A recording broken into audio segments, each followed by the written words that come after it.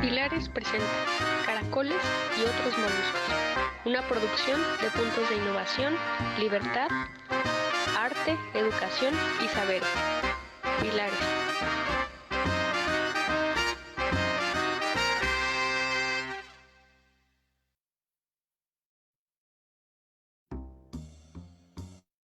Muy buenas tardes, les doy la bienvenida a una transmisión más de Caracoles y otros moluscos. Hoy es nuestro 10º programa y lo estamos festejando uniéndonos a la celebración del Orgullo Loco que se llevó a cabo en los días pasados. El día de hoy tenemos a 2 personas invitadas que nos hablarán de diversos aspectos de las discapacidades psicosociales, qué relación tienen con las enfermedades mentales, qué dicen los derechos humanos, los médicos y las personas con estas condiciones al respecto de estos temas y muchas cosas más. Así que quédense con nosotros, que además tenemos materiales audiovisuales y las secciones que ya son costumbre, como el aviso oportuno, vida y gelatina y otros moluscos. Y para iniciar este programa, le doy la bienvenida a nuestra primera participante. Ella es Ilse Rebeca Gutiérrez Ramírez. Es líder y coordinador de proyectos operativos del Pilares Centlápatl, activista por los derechos de las personas con discapacidad psicosocial e integrante de Sin Colectivo y Orgullo Loco México. Bienvenida, Ilse. Hola, ¿qué tal? Muchas gracias por la invitación y por retomar este tema tan importante en estos tiempos, ¿no? Comenzaré compartiéndoles algunas diferencias de manera lo más acotada posible sobre diferentes identidades. Esto que comentaba al inicio sobre qué es discapacidad psicosocial o la diferencia que existe entre discapacidad psicosocial y un trastorno mental y demás. Entonces, comenzaré diciendo que discapacidad psicosocial, la discapacidad psicosocial surge de una interacción cuando los referentes de identidad de las personas que se comunican o piensan o sienten diferente de la manera de pensar o percibir la realidad también, o sentir o comunicarse, tal como se tiene previamente establecido desde ciertos estereotipos sociales, se vinculan y entran en contacto con situaciones cotidianas que se viven frecuentemente como barreras. Entonces, aquí en esta interacción justo eh, es cuando emerge una situación de discapacidad, una condición. El término neurodivergencia, que también ha estado últimamente igual sonando bastante, es también una identidad que se vincula a la diferencia respecto a sentir o pensar o imaginar o percibir el mundo, pero vista desde una perspectiva de las neurociencias.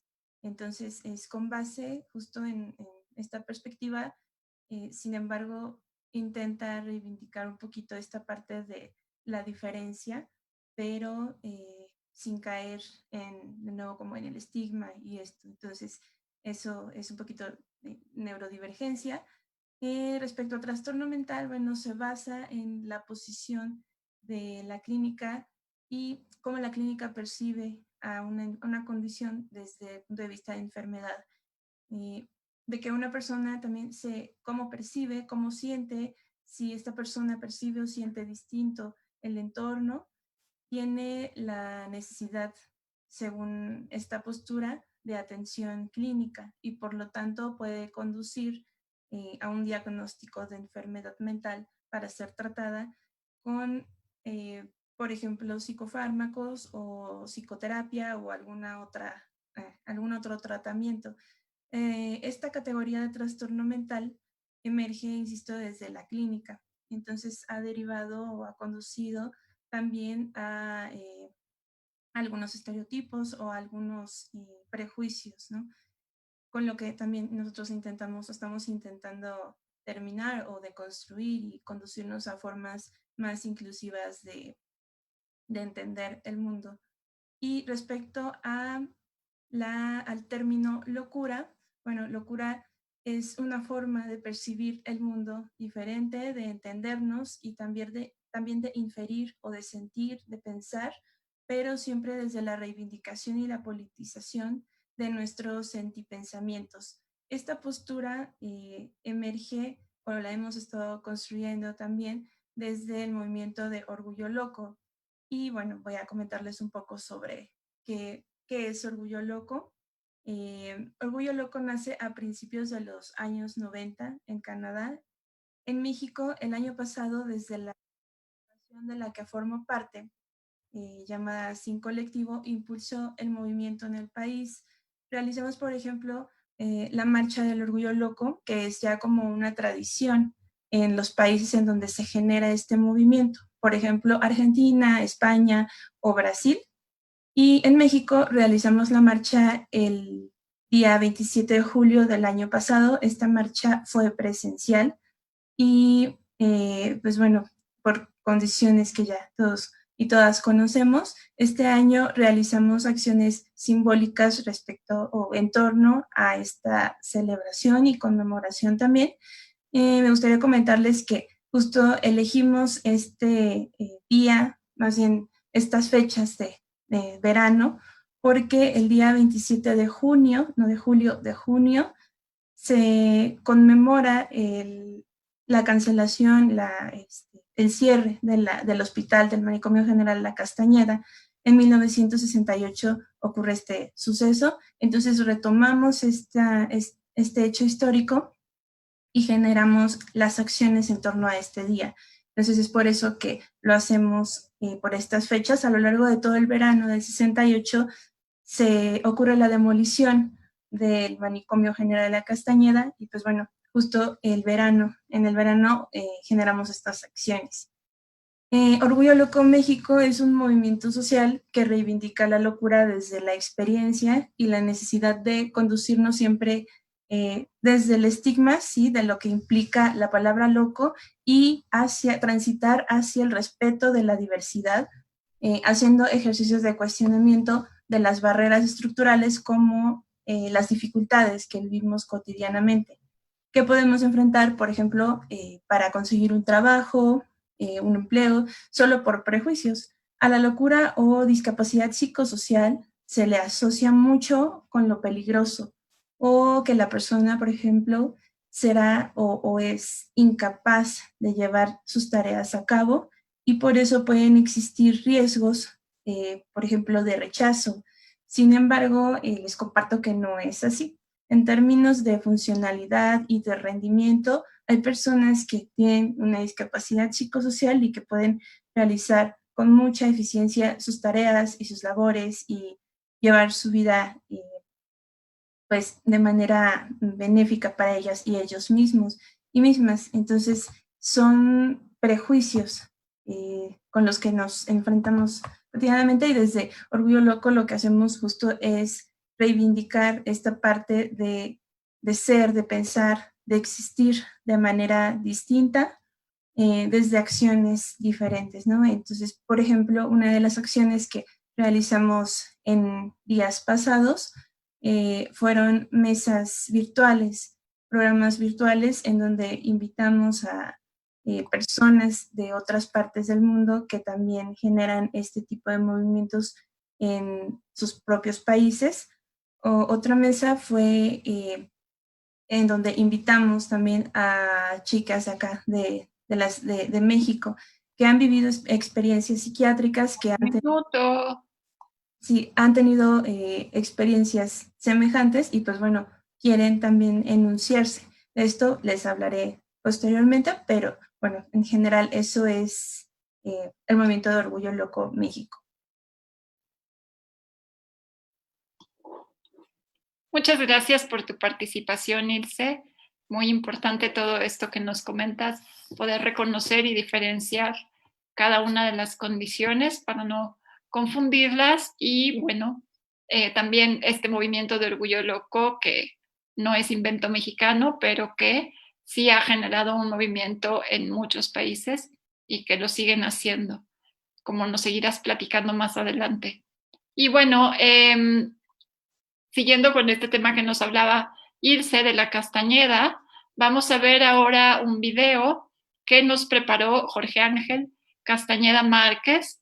Él es licenciado en psicología por la UNAM, ha participado en diferentes eventos de salud mental, representante del tema de infancia y retardo mental en Manicomio General. Actualmente es docente a nivel bachillerato. Corre video, por favor.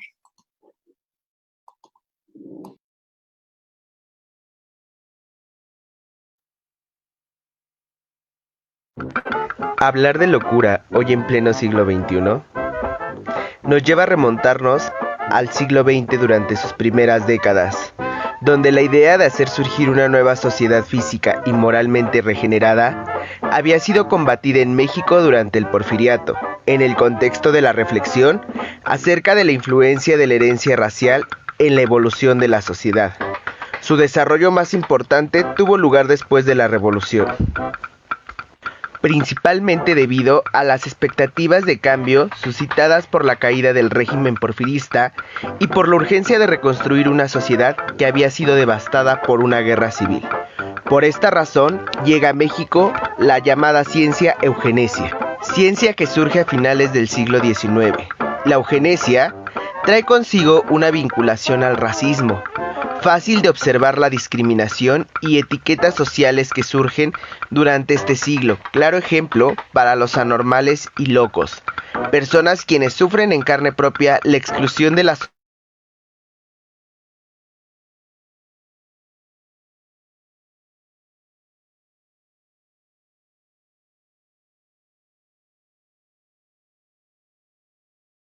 aquellas personas consideradas como locas o anormales. Pero, ¿a dónde eran llevadas estas personas locas? Uno de los primeros hospitales que se encargó de la salud mental en México durante el siglo XX fue el mayor conocido como Manicomio General, o bien La Castañeda. Este hospital fue la primera infraestructura de las suntuosas fiestas del centenario de la independencia mexicana. Fue inaugurado el 1 de septiembre de 1910. La Castañeda fue también conocida como una de las últimas importantes obras arquitectónicas creadas durante el Porfiriato. Anterior a este hospital ya existían dos establecimientos de la locura: el manicomio de San Hipólito y el manicomio de la Canoa. La Castañeda, en sus primeros años, carecía de médicos psiquiatras y enfermeros preparados. Cuando Porfirio Díaz inauguró las instalaciones del Manicomio General, esta infraestructura contaba con más de 9 cuadras, 25 edificios, pabellones bastante grandes y bien equipados, que dejaba ver la minuciosa y cuidadosa planeación que caracterizaba a las empresas modernas. Dicho hospital contaba con una superficie de 141.662 metros cuadrados, en medio de un bosque de la Ciudad de México, además de ser considerado como la cuna de la psiquiatría y en algunos casos de la medicina, ya que se consideraba como un espacio de formación para psiquiatras, neurólogos, enfermeros, psicólogos, psicómetras y trabajadores sociales. Sin embargo, solo estaba considerado para albergar alrededor de 1.300 pacientes. La construcción de la Castañeda tenía por objetivo lograr que México fuera un país de primer nivel. Sin embargo, este objetivo no se cumplió, ya que los problemas empezaron a surgir a lo largo de los años, y estos se fueron conociendo por la sociedad y altos mandos en turno. El manicomio atraviesa 3 fases importantes durante su establecimiento. El primero, de crecimiento, del año 1910 a 1919, periodo que coincide con la Revolución Mexicana, que se caracteriza por la inauguración del manicomio y por la inestabilidad política, económica y administrativa de dicho establecimiento. 2. De crecimiento, del año 1920 a 1944, periodo donde empiezan a surgir informes acerca del mal estado en el que se encontraba el manicomio, desde la ausencia de material, muebles, comida e infestaciones de animales, plagas como ratas y cucarachas. De la misma manera, en este periodo, la población va aumentando a la par de la profesionalización de la psiquiatría, es decir, existen movimientos de psiquiatras en el Manicomio General, por los cambios que surgían dentro del establecimiento. Este periodo fue de gran interés para el manicomio, ya que se abren distintos consultorios y laboratorios, se crean pabellones, especialmente para acabados y niños. Se renuevan espacios que requerían mantenimiento y se implementan nuevas prácticas terapéuticas como las culturales y las deportivas. El tercer y último momento fue el de estabilización, de 1944 a 1968. Durante este periodo se comenzó una descentralización psiquiátrica hacia los internos. El manicomio empezaba a perder interés por parte de la sociedad mexicana, ya que dejaba de ser el único que atendía las enfermedades mentales, debido a que se empezaba a crear una red de hospitales a lo largo de todo el país. Por lo tanto, empezaba a reducir la población y el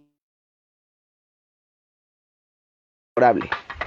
Fue hasta 1968 cuando la Castañeda cerró sus puertas y fue demolido.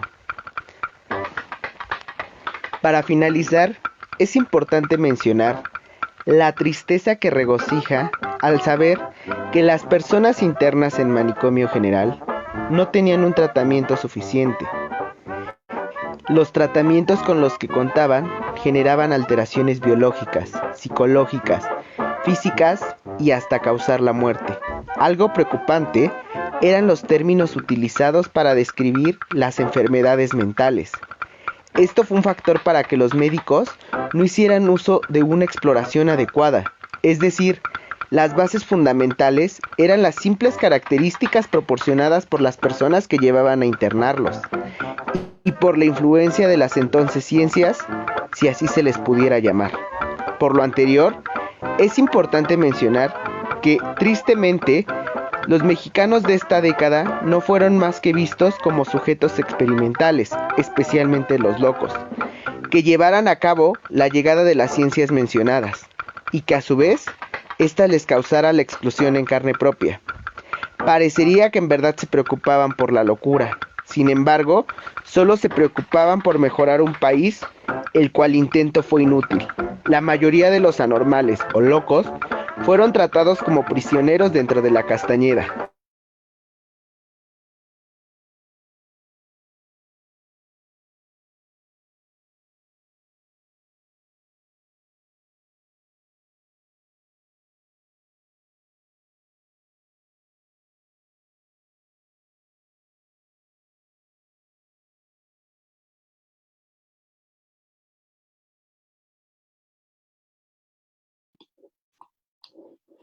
Parece que tuvimos un fallo técnico, pero vamos a continuar entonces con nuestro segundo participante del día de hoy. Él es Víctor Lizama Sierra. Es colaborador del programa Discapacidad y Justicia de Documenta AC e integrante de la agrupación Sin Colectivo. Bienvenido, Víctor. ¿Qué tal, Sara? Muchas gracias por esta invitación y para que Pilares también se una a la conmemoración y festejo del Orgullo Loco. Pues les comento, yo, como bien referiste, Sara, el día de hoy trabajo en una organización de defensa de derechos humanos, particularmente asistiendo a personas con discapacidad psicosocial o intelectual en procesos de justicia penal aquí en la Ciudad de México. Pero también y sobre todo, soy una persona con discapacidad psicosocial. Antes de hablarles más de mi trabajo, quiero enfatizar por qué hablamos de discapacidad psicosocial. Este término proviene del propio colectivo de personas usuarias y sobrevivientes de la psiquiatría. Este colectivo es un colectivo que vive mucha violencia, discriminación, estigma, por la creencia, el prejuicio que asocia el peligro, el crimen, a la locura. Y esto ha derivado que en las leyes se limiten los derechos a las personas que tienen estas condiciones asociadas a la locura.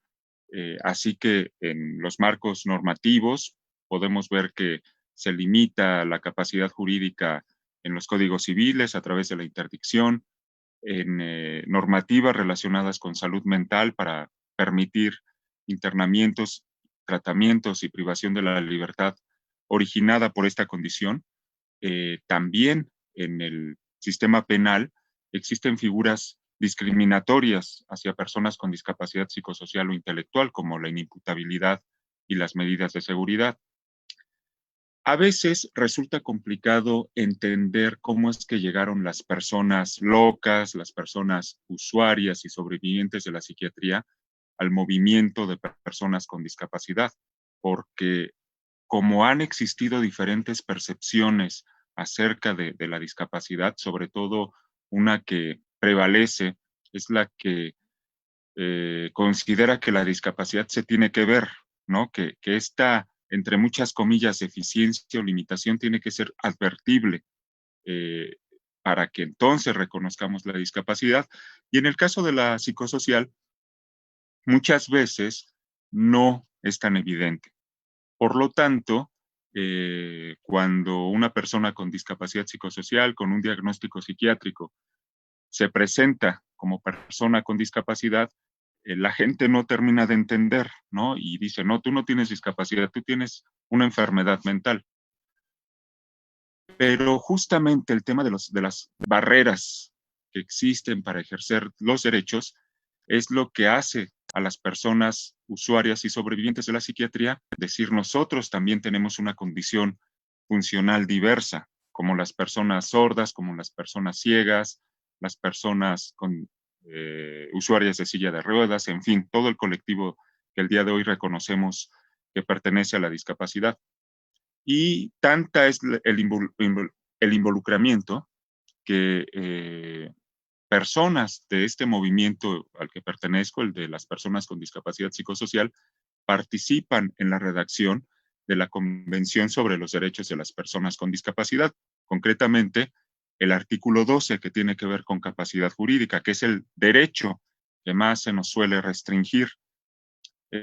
Este artículo es la columna vertebral de la Convención y también implica una revolución en el derecho porque justamente se ha considerado que hay personas que no pueden decidir, que hay personas que tienen que estar tuteladas, que hay personas que por una cuestión proteccionista, entre comillas también, tienen que ser atendidas y cuidadas por otros. Es lo que ha sucedido con la discapacidad psicosocial.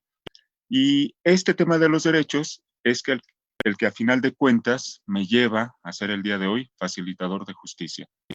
Yo acudo a audiencias penales en la Ciudad de México cuando el sistema penal descubre que está participando una persona con discapacidad psicosocial o intelectual, ya sea como víctima, como testigo o imputada, y mi labor es establecer o proponer, mejor dicho, adecuaciones a lo largo del proceso, adecuaciones que tienen que ver con el espacio, con la comunicación, con la interacción personal, para facilitar la participación de la persona con discapacidad psicosocial o intelectual. Y mi trabajo proviene justo de este enfoque de derechos humanos. El artículo 13 de la Convención, que habla de acceso a la justicia, indica que cada vez que una persona con discapacidad entra en contacto con el sistema de justicia, se tienen que generar adecuaciones para que la participación sea efectiva, para que las condiciones sean iguales para todas las personas que participan, para eliminar justamente estas barreras que discriminan, que anulan a la persona con discapacidad. Entonces, esta sería mi primera intervención y pues estoy aquí siguiendo a los siguientes comentarios. Gracias.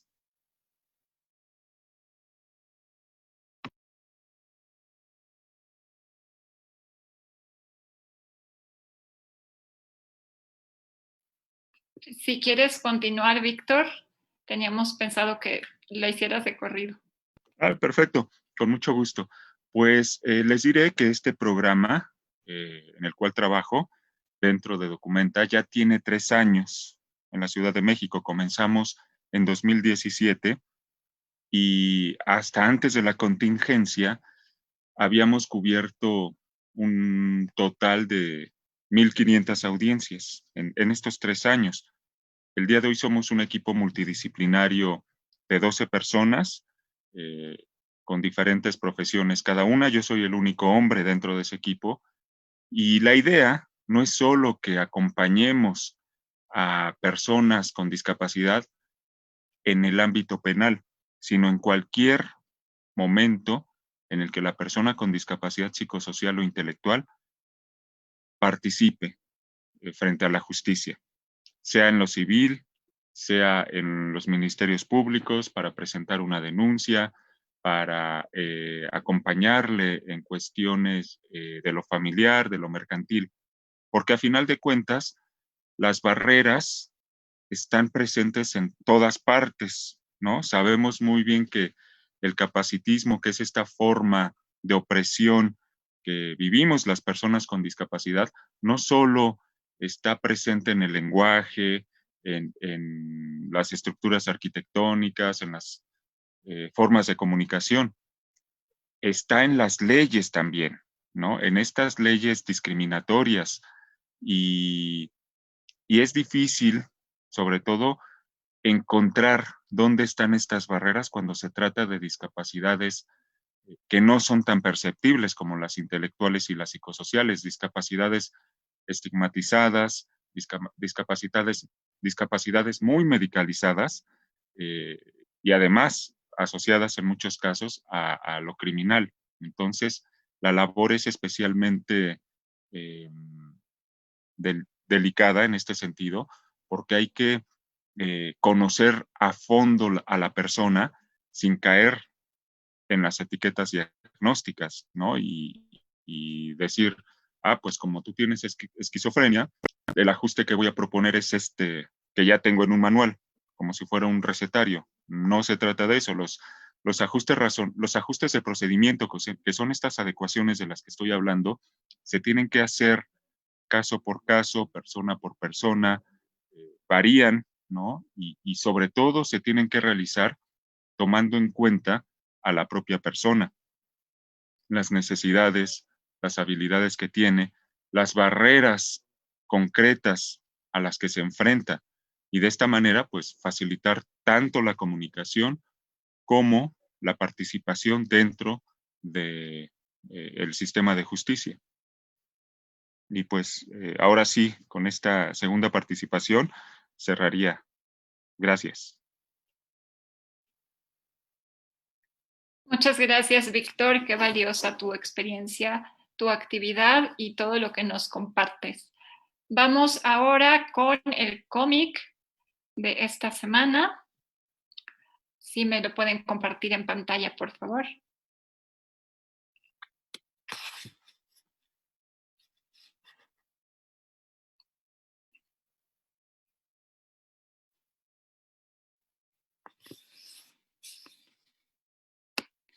Esperemos a ver si está listo. Si no, continuamos con lo siguiente y ahorita volvemos a eso. ¿Tenemos el cómic o pasamos al aviso oportuno?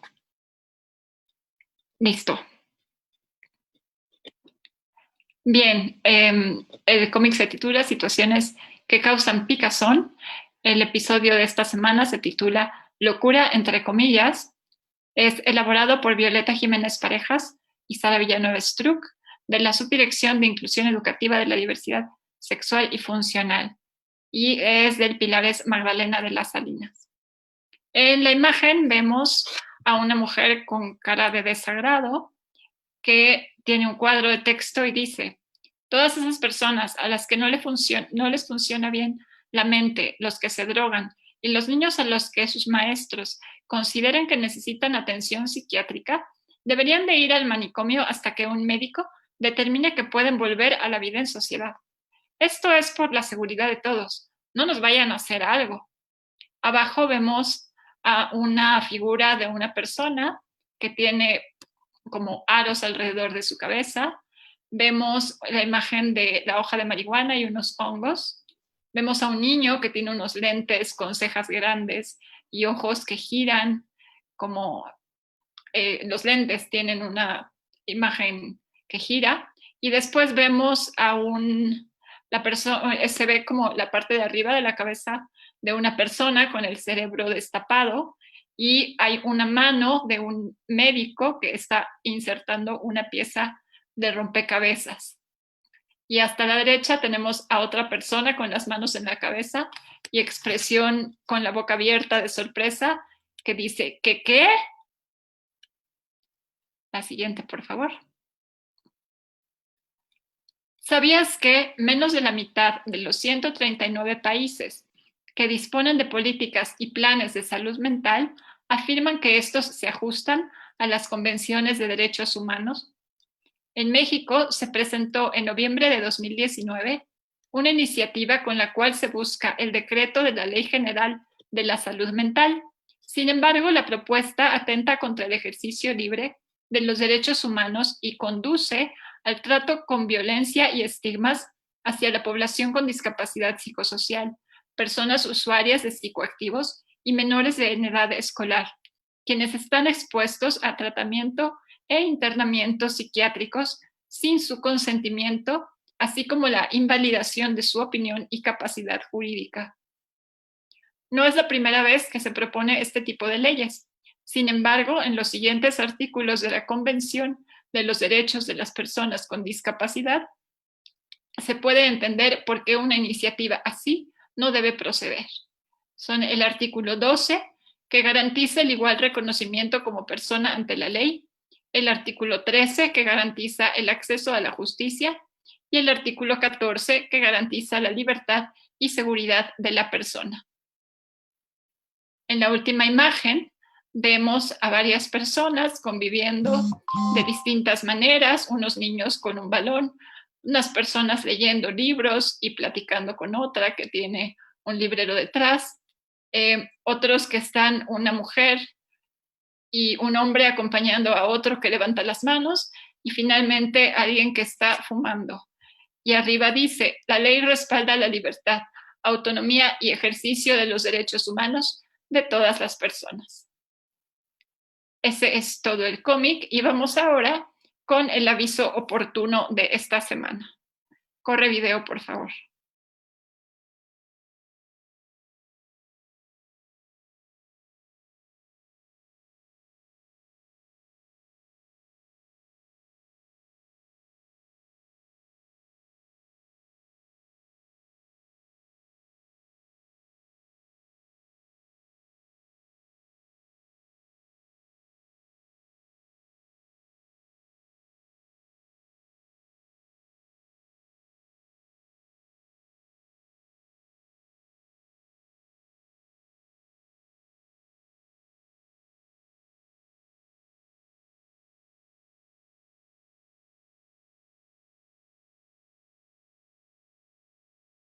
De 12 a 2 de la tarde. Inician el 29 de julio.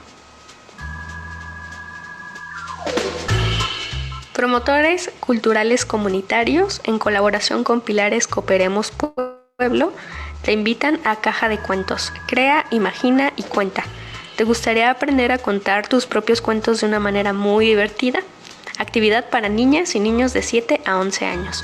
Todos los miércoles del 22 de julio al 19 de agosto, de 16 a 17 horas, vía la plataforma Google Meet.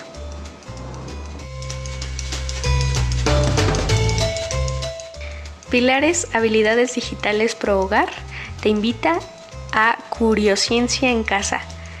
El Club de Ciencias te invita a un día de ciencia y experimentos, todos los viernes a las 11 de la mañana por Google Meet.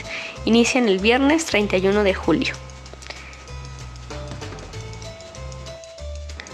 Pilares Rojo Gómez te invita a serigrafía casera para principiantes. Los martes y jueves de 2 a 4 de la tarde y los sábados de 1 a 2 de la tarde desde Google Classroom y Meet. Inician el martes 28 de julio. Inscríbete en pilaresrojogomez@gmail.com. Pilares Isidro Favela te invita al taller virtual gratuito Noviazgo sin Violencia. Aprenderás qué es la violencia, qué es la dependencia y la codependencia, aprenderás comunicación asertiva y herramientas para un noviazgo sin violencia. Será el próximo jueves 30 de julio de 4 a 5 de la tarde por la plataforma Google Meet. Pilares Perú te invita al taller Porque amamos la música. dirigido a personas melómanas, musicofílicas, practicantes de algún instrumento y cualquiera interesada en conocer aspectos científicos y antropológicos de la música. Los sábados de 12 a 2 vía Zoom. Imparte Alan Ramírez. Pilares Zapata Vela te invita a las clases virtuales de biología, los viernes de 12 a 1 en Google Meet. Inscripciones en pilareszapatavela@gmail.com. Te recordamos que el programa pasado de Caracoles y otros moluscos hablamos sobre danza inclusiva. Si te lo perdiste, te invitamos a verlo en la página oficial de Pilares. Recuerda que en Pilares todas nuestras actividades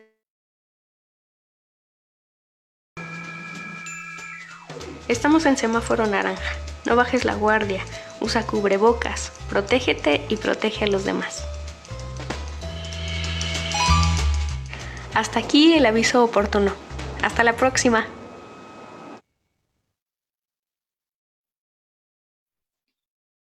Y ahora vamos a ir a los comentarios del público, por lo cual le voy a pedir que nos lea lo que se ha dicho hasta el momento a mi compañera Jenny Ordóñez. Adelante, Jenny. Gracias, Sara. Tenemos algunos comentarios. Jimmy Hernández nos dice, listos. Miriam Flores nos dice, siempre supe que estoy loca, pero orgullosamente loca. Lo sabré al terminar la emisión. Luis Eduardo manda saludos a toda la comunidad de Pilares en Tepatl. Abdel Martínez nos dice, felicidades por el trabajo que están realizando para llevar este programa cada semana. Mónica Villegas nos dice, muy ilustrador el video. Me encanta que podemos aprender muchas cosas. Gladys Castillo nos dice, buenas tardes, buen tema. Todos los derechos son de todas las personas. Mi reconocimiento, excelente trabajo, felicidades. Gracias, Gladys. Sofía nos dice, es la primera vez que logro entrar. Felicidades a todos, excelente trabajo. Muchas gracias, Sofía. Marisol nos dice, gracias por compartir temas tan interesantes. Esther Martínez nos dice, muy interesante tema. Noelia Archundia nos dice, así es, Víctor, ese tema importante, discapacidad mental. José Manuel nos dice, hola, buenas noches. Buenas noches, José Manuel. Y Esther Martínez nos dice, gracias por la información. Esos son todos los comentarios por ahora. Muchas gracias por los comentarios.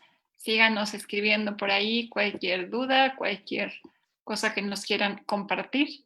Y vamos ahora con nuestras queridas Lila y Gelatina. Corre video, por favor.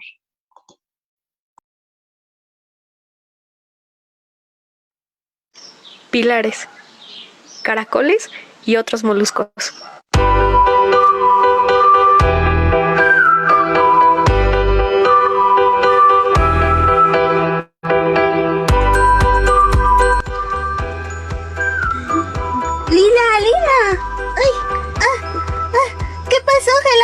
Tengo que contarte, acabo de leer en las noticias sobre el orgullo loco.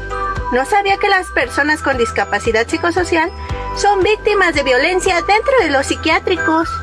Sí, Gelatina, es una situación muy lamentable que vivimos actualmente como sociedad, pues las personas neurodivergentes viven con el estigma que construyó el enfoque médico rehabilitador. Como personas violentas, incapaces, entre otros tabúes, que actualmente no permite ejercer los derechos como educación, económicos, contraer matrimonio, incluso el voto, que no permiten la participación plena y efectiva de la vida pública. Es verdad, es un tema que como comunidad debemos hacer visible, pues incluso las mujeres neurodivergentes son víctimas de la esterilización forzada. No debemos normalizar las prácticas psiquiátricas que deshumanizan, pues no es igual a una práctica en salud mental. Exacto, pues la salud mental debe de ser una práctica digna. Todos estos pensamientos vienen hacia mí cuando escucho Orgullo Loco, donde debemos reivindicar la locura como un derecho humano en el acceso a la salud digno y de estar en este mundo. La salud mental es un asunto que nos compete como sociedad. Y en comunidad debemos construir estrategias que hagan válidos los derechos humanos. ¡Claro! ¡Claro! Porque las diversidades no son debilidades. Es nuestra humanidad de ser y estar en el mundo. Lila, ¿qué pasó? Se me acaba de ocurrir una gran idea. ¿Cómo cuál? ¿Y si llamamos a toda la comunidad de bocones para concientizar sobre el orgullo loco? ¡Claro! ¡Vamos por todos los derechos humanos! ¡Sí! ¡Vamos!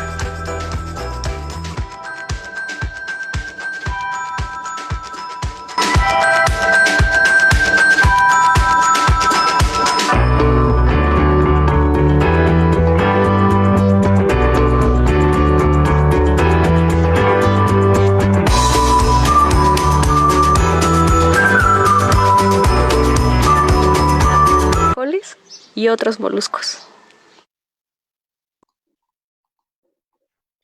Vamos ahora a ver una cápsula sobre cuerdismo que nos prepara nuestra compañera Yasmín Delgado Juárez, tallerista de diversidad sexual y funcional en el Pilares Purísima. Corre video, por favor.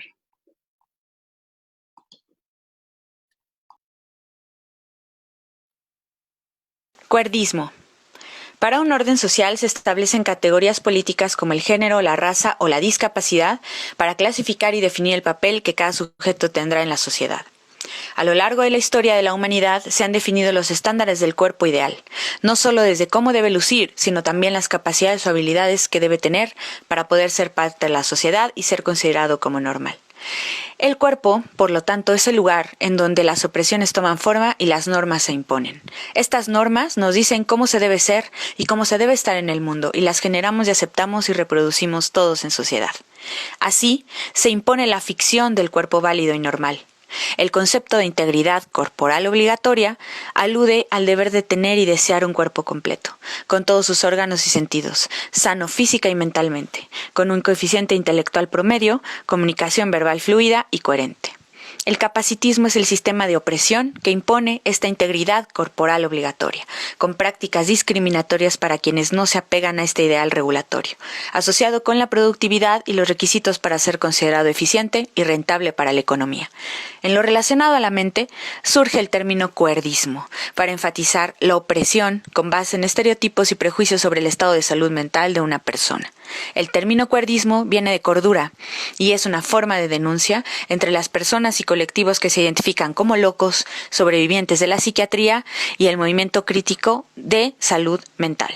En la década de los 60-70 empezó a usarse el término cuerdismo por personas sobrevivientes de la psiquiatría en Estados Unidos.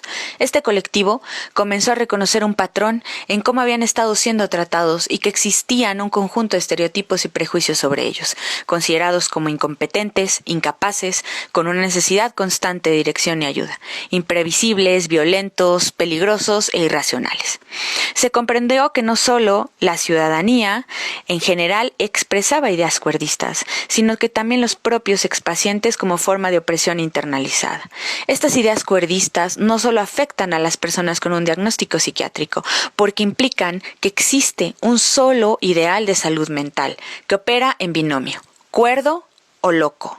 Y las prácticas resultantes de estos dos polos son muy claras. Los cuerdos pueden ser parte de la sociedad porque son normales, saludables, confiables y capaces. En cambio, los locos deben ser reparados, rehabilitados, sanados, convertidos y si esto no resulta, deben ser contenidos en instituciones médicas, psiquiátricas y penitenciarias e incluso se debe evitar su reproducción. El cuerdismo afecta a todas las personas al enfrentarse a los profesionales de la salud mental y a las instituciones en general, incluyendo el sistema judicial, creando una posición de poder en donde ser cuerdo, bajo los estándares ficticios de normalidad, sirve para desacreditar e inferiorizar al categorizado como loco.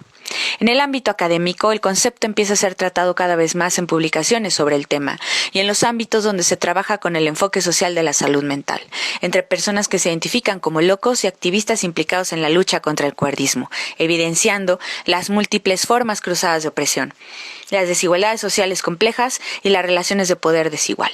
Este poder es impulsado y sostenido por especialistas. Las organizaciones psiquiátricas consideran con frecuencia que los grupos radicales de usuarios son extremistas, tienen poca base científica y ningún liderazgo definido, que intentan continuamente limitar el trabajo de los profesionales y la atención a enfermos mentales graves, y que promueven la desinformación sobre la aplicación de la hospitalización involuntaria, la terapia de electroshocks y el uso de estimulantes y antidepresivos en la infancia y en la adultez. Sin embargo, los críticos sostienen que la psiquiatría es corporativista, tiene ánimo de lucro y estigmatiza la autodeterminación de los individuos. El movimiento también ha criticado el cuerdismo en la sociedad en general y la exhibición de historias personales por las organizaciones para simular modificaciones estructurales. El cuerdismo busca evidenciar una espiral de opresión relacionada con estereotipos como son el racismo, el sexismo, el clasismo, la homofobia o la discafobia, y los efectos físicos, sociales, económicos y psicológicos negativos en los individuos, el malestar emocional y lo que podrá considerarse como problemas de salud mental, siendo la única respuesta de la sociedad a estos efectos un tratamiento médico, reforzando así el problema con nuevas actitudes y prácticas opresivas, que pueden provocar más efectos, y así sucesivamente en un círculo vicioso infinito en lugar de comprender y combatir las opresiones desde el origen.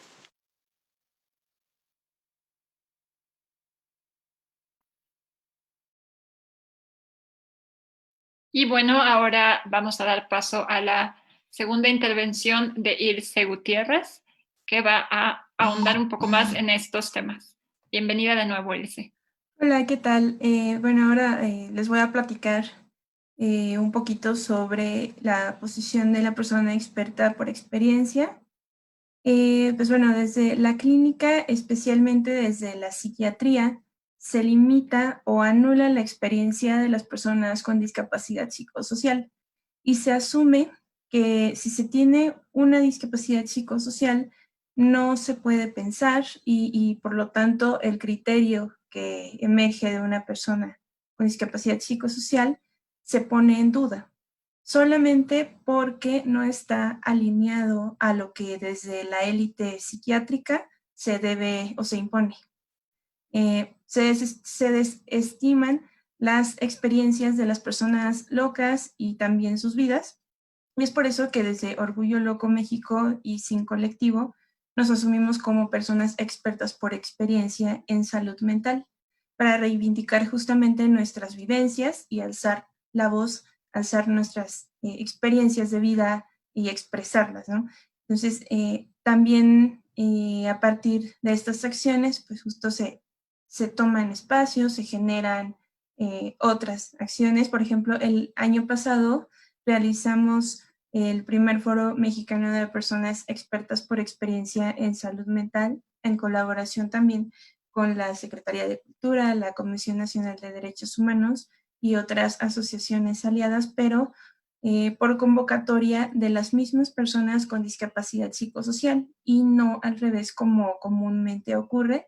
Esto es muy importante porque justamente somos las personas implicadas quienes en estos procesos nos expresamos. Entonces, pues bueno, ahora quisiera comentarles un poquito sobre la importancia del trabajo pedagógico respecto a la transformación del estigma hacia la salud mental. Pues bueno, la pedagogía no solo se encuentra dentro de las escuelas, ¿no? Como por ejemplo en los procesos de enseñanza, de aprendizaje, no solamente se encuentra vinculada a esto, sino también a otro tipo de procesos y en otro tipo de contextos. A esto Bourdieu lo llamó trabajo pedagógico. Y pues bueno, la reproducción de capital cultural y de estructuras ideológicas también se generan en otros espacios, como por ejemplo en los medios de comunicación. Hemos tenido algunas situaciones también desde Orgullo Loco, desde Sin Colectivo, porque justo detectamos ciertos cuerdismos, como ya vieron en la cápsula anterior. Pues bueno, hemos detectado ciertos esquemas de estigma desde algunos medios de comunicación o de difusión hacia las personas con discapacidad psicosocial. Y pues bueno, el trabajo pedagógico es por tanto muy importante, porque si no comenzamos a construir desde nuestros espacios nuevas maneras de entender al mundo que sean más críticas y por supuesto más desde el respeto, no podremos generar otros modos de vida que no reproduzcan estigmas. Y va desde lo que se podría pensar simple, entre comillas, como frases, un ejemplo es estás loca, ¿no? No le hagas, es que está loca, no le hagas caso, o estás loco, ¿por qué piensas eso? ¿No? Como este tipo de frases que son hasta comunes. Pues bueno, vamos desde este tipo de lenguaje hasta atropellos de derechos humanos que son totalmente violatorios y graves, ¿no? Como lo que comentaban en el cómic sobre la Iniciativa General de Ley de Salud Mental, que por cierto en esta iniciativa no se toman en cuenta las experiencias de las personas implicadas, en este caso las personas con discapacidad psicosocial o personas usuarias de servicios de salud mental y sociedad civil en general. Entonces, justo cuando no se toman en cuenta las experiencias o las necesidades de una comunidad, pues bueno, ocurren estas situaciones que las leyes o los mecanismos que se podrían generar y podrían favorecer a la comunidad en general, pues bueno, no son conducidos como deberían y por tanto no resuelven absolutamente nada.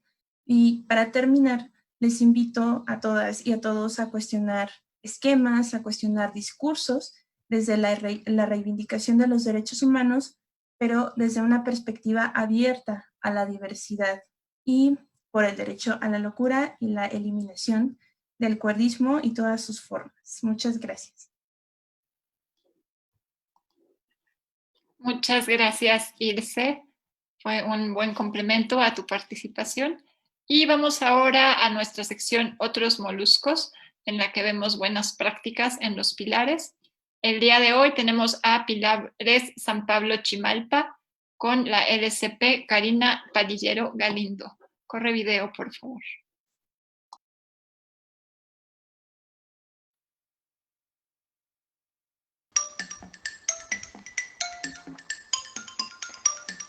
Otros moluscos. Buenas prácticas que nos inspiran. El molusco de hoy es Pilares San Pablo Chimalpa.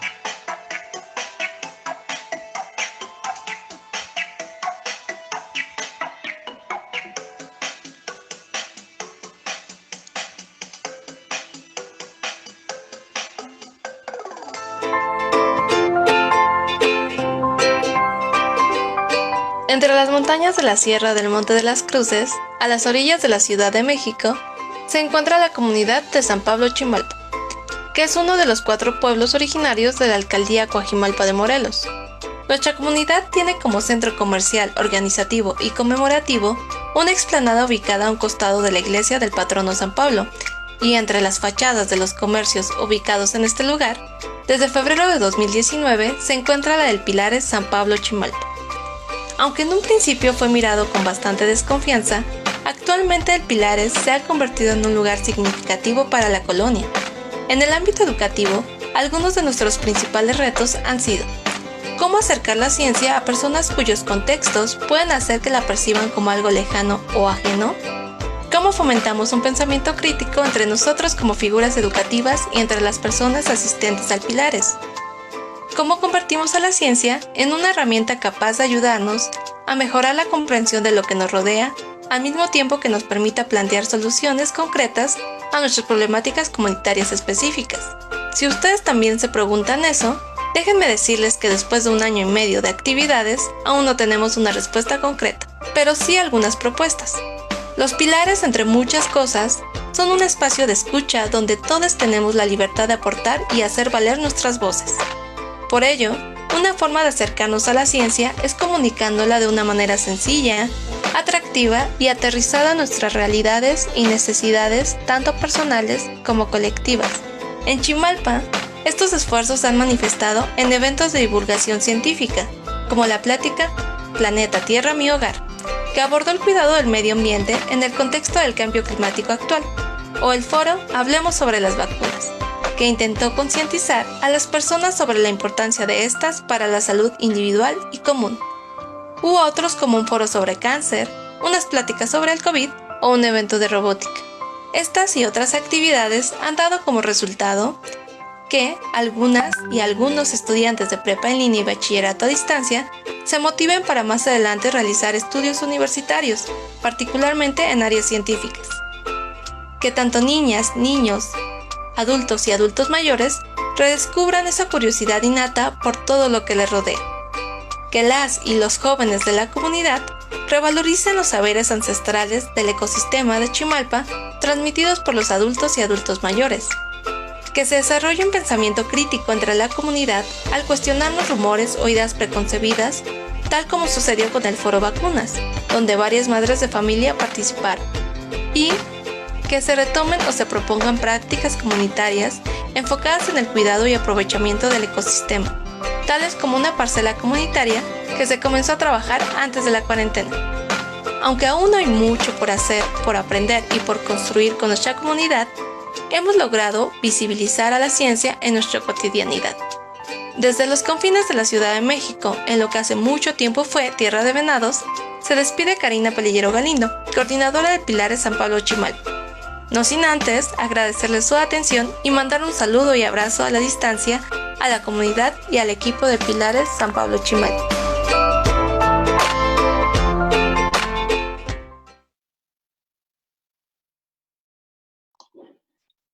Muchas gracias a ti, Karina, y a Pilares San Pablo Chimalpa por compartir lo que están haciendo.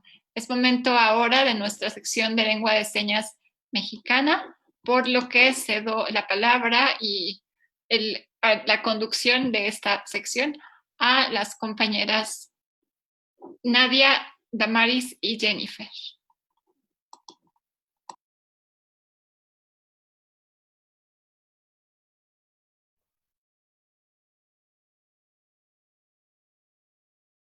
Buenas tardes. ¿Podrían correrme el video, por favor?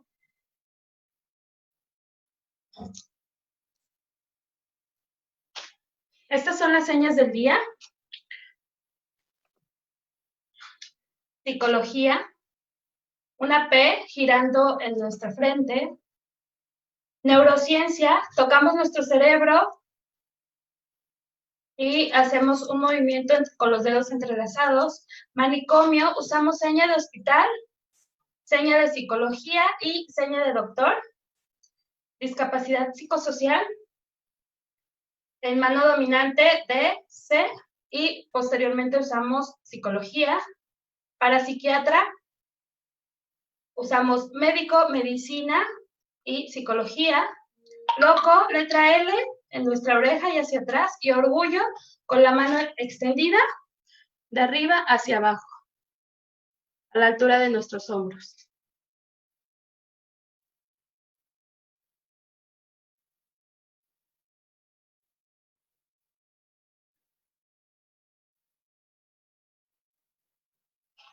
Bien, cedo ahora nuestra compañera Jenny nos explicará las señas para nuestro minicurso. Bien, algunas señas que les voy a explicar. Primero, psicología. La seña es una P alrededor de nuestra frente, porque es como dar consejo. La seña de consejo es con un solo dedo en nuestra frente y hacia adelante. Es por eso que giramos la letra P alrededor de nuestra frente.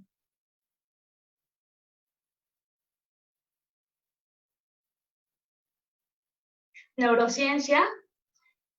Primero señalamos nuestro cerebro. Ajá.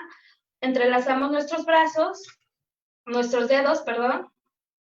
Y es como si tuviéramos varias ideas entrelazadas dentro de nuestro cerebro.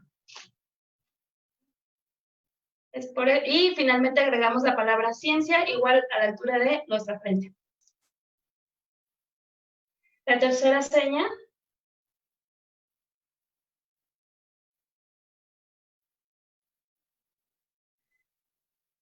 Neurodiverso. Nuevamente señalamos nuestro cerebro y hacemos la seña de diferente, letra D, y hacemos la seña de diferente. Es como si tuviéramos todos diferentes pensamientos, formas de pensar dentro de nuestro cerebro. Aquí no usamos la seña de cerebro, porque son solo las formas de pensar que se acumulan dentro de él. La cuarta seña, manicomio. Hospital, doctor y psicólogo. Las tres juntas. No podemos usar hospital para personas locas, ¿no? O usamos solo la seña de doctor y psicólogo. Quiere decir que es un hospital para personas que tienen problemas mentales. Es únicamente para ese contexto. Repito, hospital, doctor y psicología. Para los sordos es fácil entender esta seña. Quinta seña, discapacidad. D, C en nuestra mano dominante con la palma extendida. ¿Por qué la D? Las diferentes personas, y C de capacidades distintas. Psicosocial. Nuevamente, seña de psicología y agregamos social.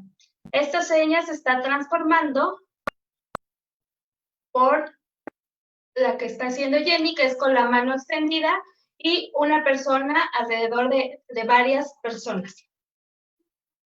Entonces, esta sería discapacidad psicosocial dentro del mundo de la comunidad sorda. La sexta seña, psiquiatra.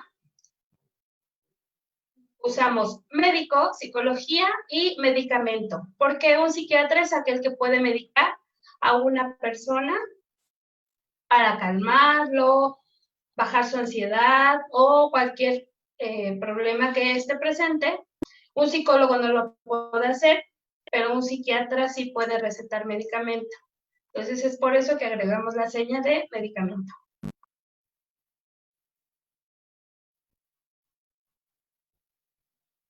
La repito, médico, psicología y medicamento.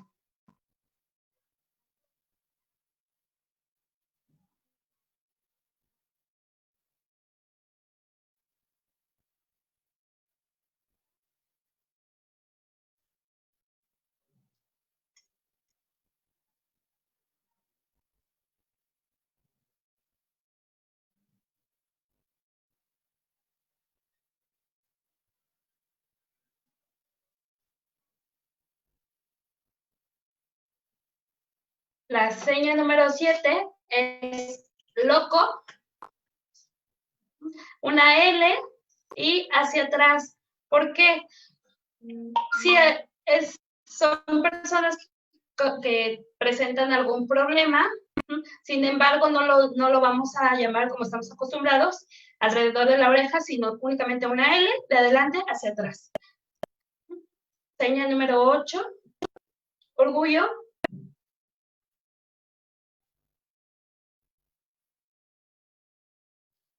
La seña es del hombro hacia abajo. Me siento orgulloso de algo, estoy orgulloso de que me vean. Tenemos que hacer esa expresión. Estoy orgulloso de algo, de lo que soy, de lo que siento. Eso es todo. Muchísimas gracias a todos.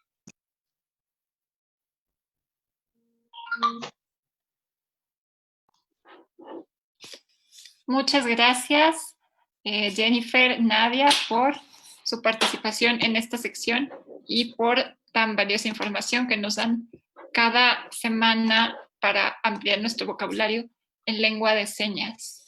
A continuación vamos a ver más comentarios del público que nos ha estado siguiendo durante la transmisión, por lo cual le voy a ceder de nuevo la palabra a Jenny Ordóñez. Adelante. Gracias, Sara. Tenemos algunos comentarios más. Ariel May nos dice, muy importante el tema presentado por Víctor Lizama. Abrazo desde Argentina.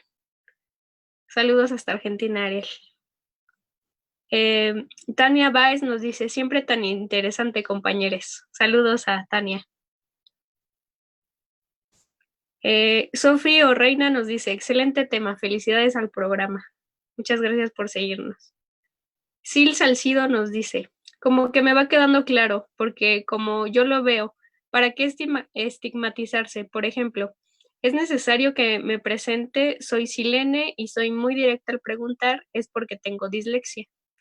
Gracias por compartirnos tu experiencia, Silene. Jules Silva nos dice, importante conocer de estos temas, para dejar de estigmatizar.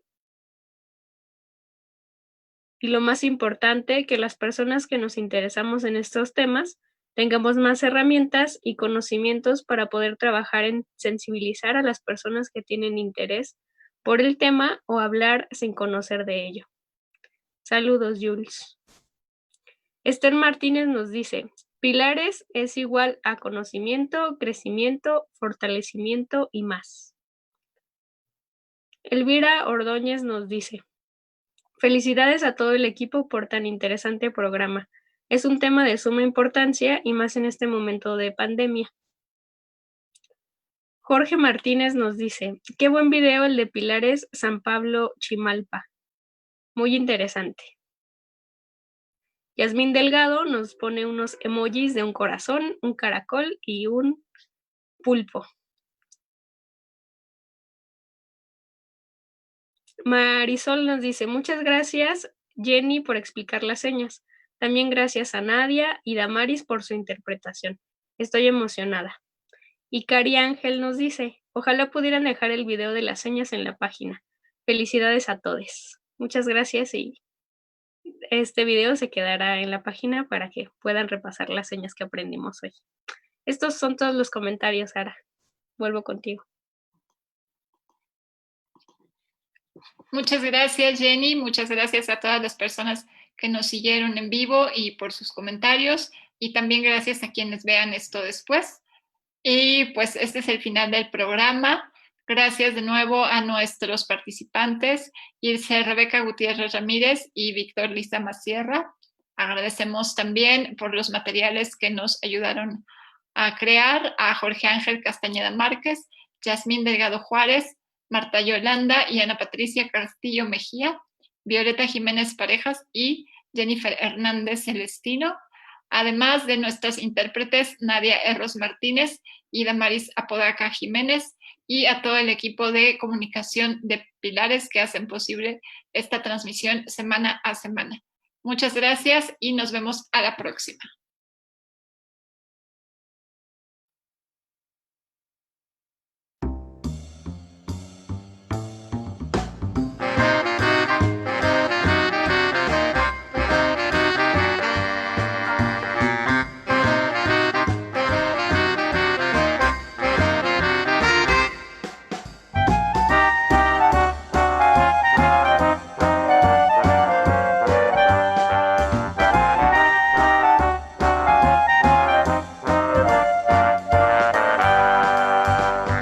Presenta Caracoles y otros moluscos, una producción de Puntos de Innovación, Libertad, arte, educación y saberes.